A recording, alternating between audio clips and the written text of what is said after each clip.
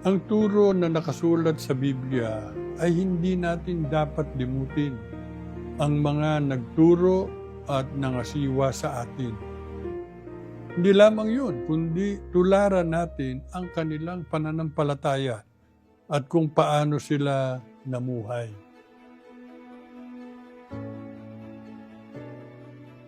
Kung paano ginugunita natin ang sa kapatid na Felix Manalo, ang sugo ng Diyos sa mga huling araw, ay gayon din ang sa KRD na siyang humalili na namahala sa iglesia ng papagpahingahin ng Diyos ang sugo.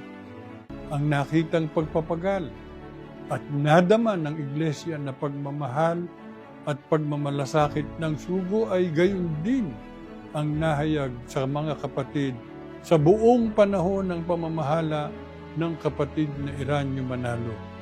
Hindi siya humiwalay sa diwa at layunin ng pangangalaga sa iglesia na sinimulan ng sugo.